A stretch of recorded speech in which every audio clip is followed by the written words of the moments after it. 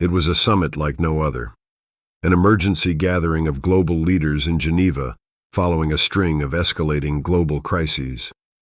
The room buzzed with tension. Presidents, generals, billionaires. Every chair was filled with someone who held the fate of millions in their hands. At the center sat Captain Ibrahim Traoré, the youngest leader in the room, and the only one not wearing a suit. His military fatigues stood out against the sea of tailored silk. Some whispered, others smirked. A few barely acknowledged him. At the far end sat Donald Trump, stone-faced, arms crossed, whispering to his advisor. Cameras were rolling, reporters were restricted, but not absent. The moderator called Ibrahim to speak. He stood up slowly. No podium, no paper, just him. No one expected what was about to happen. He began not with politics or data, but with a story. A quiet, trembling voice spoke 6 words that cut through the chatter like a blade. I buried my brother with my hands. The room stilled. A diplomat dropped his pen. Trump leaned forward. For the first time in years, he listened. And that was just the beginning. I was 15, Traoré continued, his eyes focused on a spot on the wall, when my village was raided by men we never saw coming. The leaders stared, stunned. There was no translator needed. He spoke in clear, deliberate English. But it wasn't the words. It was the way they hung in the air, heavy like mourning clothes. I ran barefoot for miles, he said. When I came back the next morning, I found my little brother lying under the mango tree. His arms were out like he was still reaching for me.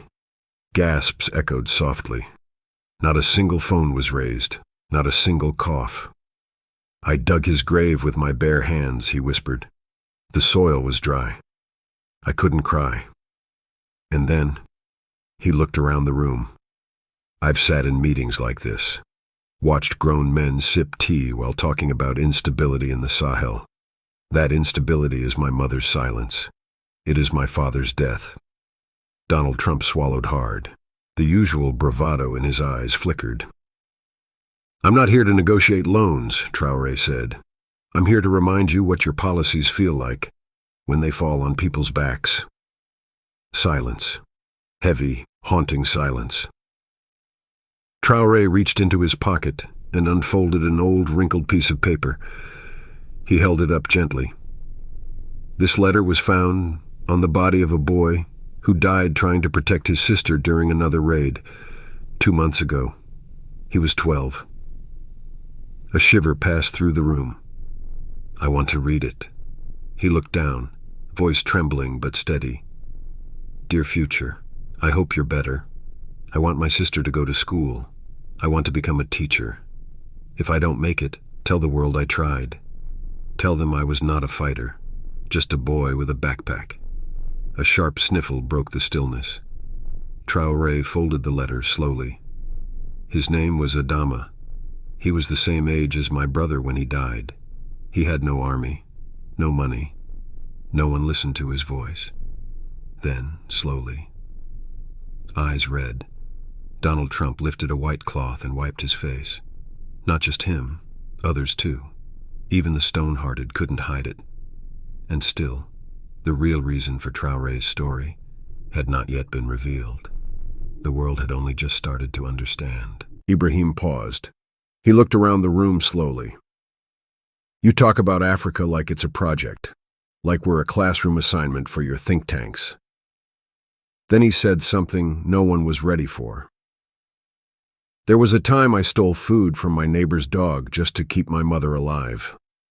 Gasps whispered through the room. I was 17. My father was already gone.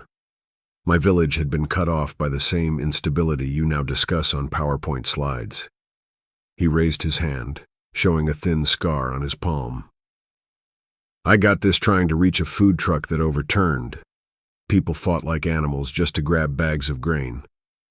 You call that economic disruption. We call that hunger. He paused, his voice catching in his throat. My mother was coughing blood. We had no medicine. She asked me for water, and all I had was half a bowl of rice. I gave it to her. She smiled and died 2 hours later. A long, broken silence settled like dust. Trump's lips parted slightly, his eyes lowered. The man known for bold speeches suddenly looked small, like a child hearing truth for the first time. Ibrahim's voice turned quiet, almost like he was talking to himself. After she died, I joined the army. He looked up, eyes burning. But not my army, the French one. Heads turned. A few diplomats shifted uncomfortably. I cleaned boots. I carried crates. I saluted men who couldn't pronounce my name. Then came a sentence that shook even the proudest in the room. I fought in wars that had nothing to do with me. The cameras zoomed in, not a single blink from those watching. I was sent to the Middle East. I saw children bombed in cities that were once full of music. I saw men cry out for their mothers in languages I didn't understand. But the pain was the same. He looked around. When I came home, my country didn't remember me. But the scars stayed. The nightmares stayed. And the shame that I wore another man's flag while mine burned behind me. Even those who disliked him sat quietly, ashamed. Trump clenched his jaw, blinking faster now. His fingers tapped the table, but there was no rhythm, just nervous energy. Because everyone knew this was no longer just a speech, it was a reckoning. Ibrahim stepped away from the center of the stage. He reached into his coat and pulled out something small, wrapped in cloth. He unwrapped it slowly, revealing a bent, rusted bullet. This was found inside a boy named Idris. He was 7 years old. He held it like it weighed the world. He had been pretending to be a soldier, carrying a stick like a rifle. He was playing with his friends behind a school in Dori. He swallowed hard. When the shooting started, they ran. Idris didn't make it. This bullet tore through his back. A woman in the audience covered her mouth, choking back sobs. This was not shot by a terrorist. It was from a weapon sold to the region legally, signed off by men who now sit in this very room. He turned the bullet in the light. Weapons don't always kill enemies. Sometimes they kill futures. Then he looked directly at Donald Trump. You ask why I lead with fire? Because I come from ash. And no one should have to grow up picking up bullets instead of books. Trump gripped the edge of the table, his knuckles pale. And still, Ibrahim wasn't done. Ibrahim's hand trembled slightly as he placed the bullet back into his coat. Then slowly, he pulled out a small, charred notebook. The binding was torn, the pages blackened from fire. This was all that was left of a school in Barcelona, he said. It was set on fire by militants last year. Inside this notebook was a girl's final homework, half of a math problem, and a sentence that broke me. He opened the notebook, pointed to a faded line. If I disappear, tell my teacher I was trying. A sob broke out from a delegate in the back row. I met her mother. She had no tears left, just silence, the kind of silence that screams. He raised the notebook slowly in the air. This isn't just ash and ink. It's proof that we are failing children who believe more in school than we believe in peace. The room grew heavier. I don't bring these things to beg, he said, voice rough. I bring them to remind you. Your decisions echo beyond boardrooms. Trump, once proud and stoic, sat with lowered eyes, and the worst story had yet to be told. For a moment, Ibrahim didn't speak. He just looked at the room, letting the silence expand. Then he said quietly, there was a woman named Awa. She walked 62 kilometers, holding her son's lifeless body in her arms. The audience froze. She believed the nearest clinic, run by foreign aid, would somehow bring him back. She had wrapped him in her best cloth. Blue, with yellow stars. He paused. When she arrived, they told her the clinic had been shut down, funding suspended, no doctor, no medicine, just a wall with a painted logo. He swallowed hard. She sat by that wall for 6 hours, didn't scream, didn't ask for help, just sat, rocking his body like he was still alive. Someone in the room stood up, then sat down again, trembling. That wall, that was built by a country in this room. That suspension, signed by a man who said, Africa is not a priority this quarter. Ibrahim's voice cracked. How do we speak of policy when mothers are burying their children in borrowed cloth? The cameras panned. Trump wiped his cheek again, this time slower. The weight of the truth was breaking him. And then came the moment that made history.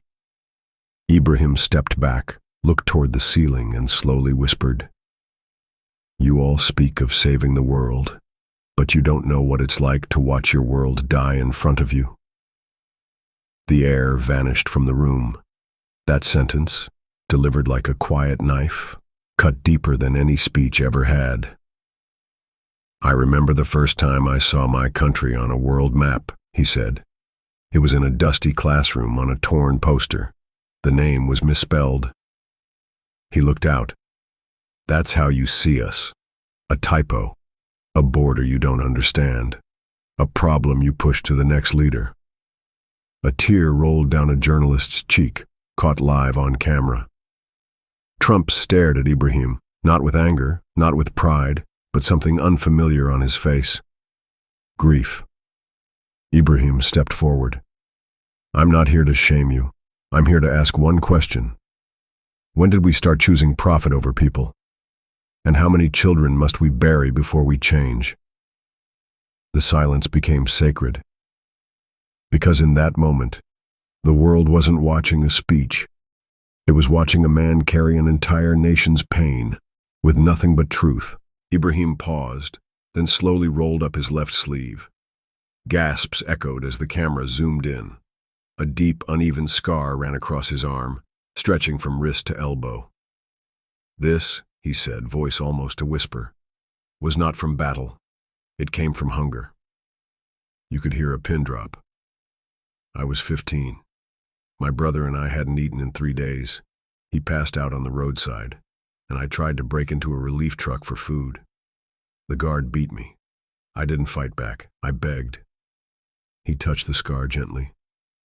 Not for myself, for my brother. He swallowed hard.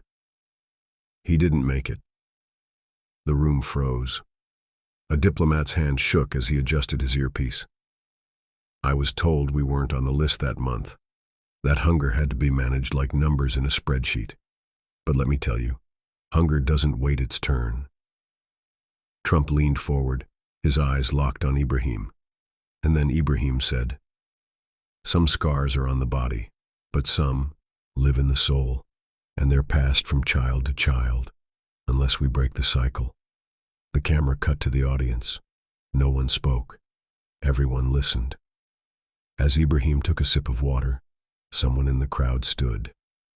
It was a young aide beside Donald Trump. She walked to the podium, whispered something to her boss. Trump, slowly and hesitantly, raised his hand. It was shaking. Ibrahim noticed, nodded slightly. Trump stood, not as a politician, but as a man overwhelmed.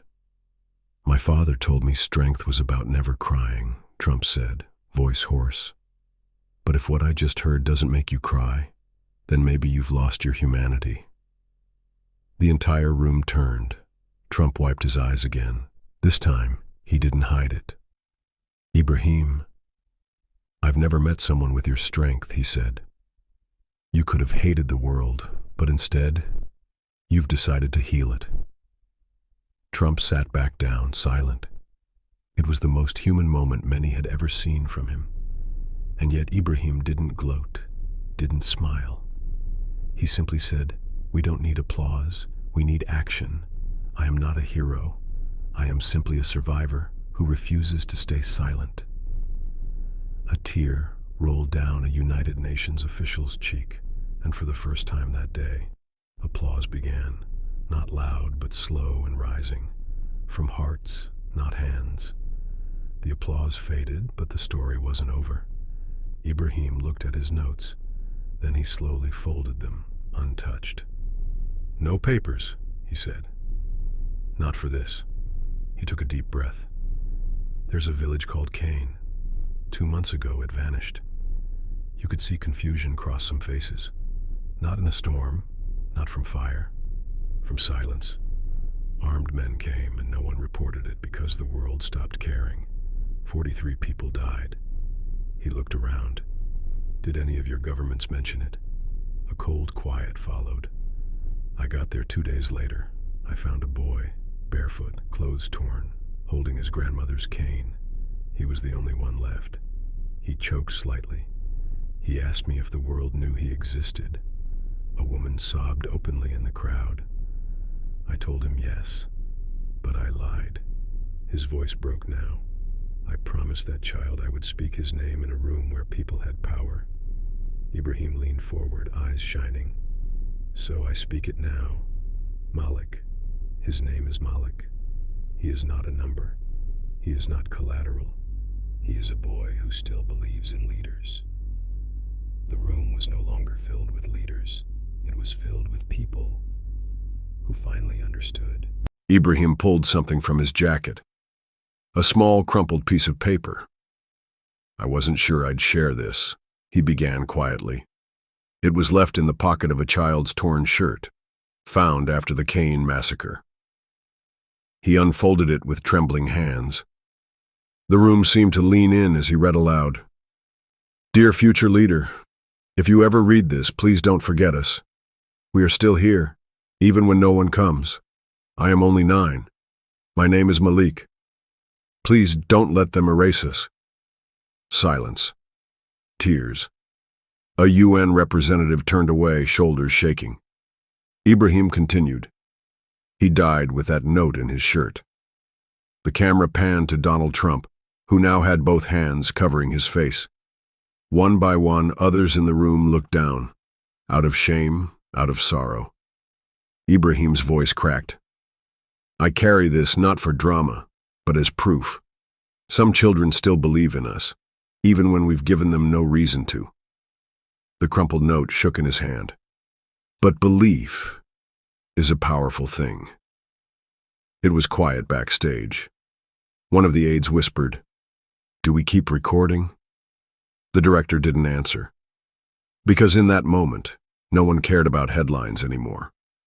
World leaders, advisors, security guards, everyone was staring at Ibrahim as if they'd never seen a leader before. Not like this. No arrogance, no blame. Just pain that had a purpose. President Macron dabbed at his eyes. The German chancellor asked for a tissue. A UN interpreter stood up and said, "My daughter's 9. I can't stop thinking, what if it was her?" Still, Ibrahim stood tall. "I didn't come to make you feel guilty," he said. "I came to remind you what power is for." He walked away from the podium, but then paused, turned back, and added one more sentence. "If our children have to beg us to see them, then we are not leading. We are failing." Someone in the back began clapping, then another. It wasn't polite applause. It was raw, from the gut, from the soul. And as the cameras turned back on, the world was watching again, but now, with open hearts. Ibrahim walked back to the podium slowly. He looked out, not at presidents or diplomats, but as if speaking to one little boy. Then he said the sentence that would echo far beyond that room. "The world doesn't need stronger armies. It needs stronger hearts." That was it. No politics, no finger-pointing, just truth. It shattered something deep in every person listening. A veteran from the U.S. delegation stood, tears running down his face. "I've seen war," he whispered, "but I've never seen this kind of strength." Trump, still silent, stood too. He didn't speak. He simply walked up to Ibrahim and did something no one expected. He hugged him. Cameras flashed. But for once no one was posing. It was real, raw, human. In that embrace, every wall that had divided the room between race, language, ideology crumbled, and all because of one sentence. A sentence that didn't ask for sympathy, but demanded humanity. In that moment, it was no longer about Burkina Faso. It was about the world, remembering its heart. And Ibrahim Traoré? He was no longer just a captain. He was a symbol of what leadership should have always been. As the applause faded, Ibrahim did something no one saw coming. He reached for his collar and gently unbuttoned the top of his uniform. There, across his chest, was a faded scar, long and jagged. The room gasped. "I was 14, he said softly. My village was attacked. I tried to carry my mother out of the house when a grenade exploded nearby. This scar isn't a badge of bravery. It's a reminder that leadership begins with loss." People froze. Some cried. Some just stared in disbelief. He continued. "They told me to hate. They told me to run. But I stayed. I chose to build, not break." His voice cracked. "Because if I left, who would come back for the others?" Every soul in that room could feel the weight of that question. He wasn't just a leader. He was a survivor who became a shield. And the scar beneath his uniform? It was no longer just a mark from war. It was proof of purpose. A living testimony that greatness is born from deep human pain, and from the choice not to give up when giving up would have been easier. There was a small cough from the front row. A little boy, probably 8 or 9 years old, was sitting beside a delegate from Kenya. He had been quiet the whole time, eyes wide. Now he stood. Everyone turned to him. He walked, slowly, toward Ibrahim, holding a red thread bracelet in his hand. "I don't have money or a country," the boy said nervously, "but my mom says this bracelet means protection. I want you to have it." Ibrahim knelt. Tears streamed down his cheeks as the boy tied it around his wrist. No one moved, not even security. Because this wasn't a political moment. It was a healing one. A leader of a nation, bowing to receive a gift from a child with no home. And in that instant, the entire room felt it. This is what hope looks like. Not in headlines, not in speeches, but in a boy who still believed in goodness, and a man who chose to protect it. Ibrahim stood, lifted the child into his arms and said, "He doesn't need a title to be powerful." He reminded us all of our duty, to protect what's still pure. The crowd erupted in applause, but this time it was filled with something more. Love. Ibrahim returned to the podium one last time. The boy was still in his arms. He looked out, not just at presidents, kings, and ambassadors, but at the cameras, knowing the world was watching. "This," he said, "is the future." He took a deep breath, then spoke the final sentence that left everyone breathless. "If we can't cry for children we didn't birth, we don't deserve the power to lead." Trump, still wiping his face, gave a slow, respectful nod. Other leaders stood. Some reached for their hearts, but no one said a word, because no one could. Ibrahim kissed the boy's forehead, then handed him gently to a UN official. And as he walked away from the stage, the cameras followed in complete silence. No music, no outro, just truth, just tears, just transformation. My dear viewers, if this story touched your heart, if a tear rolled down your face, if you now see Ibrahim Traoré in a new light, please don't scroll away. Click like to honor every forgotten child. Click subscribe so more voices like Ibrahim's can be heard. And comment below. Tell us which moment broke you the most. Let's fill this comment section with humanity. The world needs stories like this. Let's share it. Ibrahim Traoré. Tear jerker. Powerful ending. Subscribe. For hope. World leadership. Make them hear us.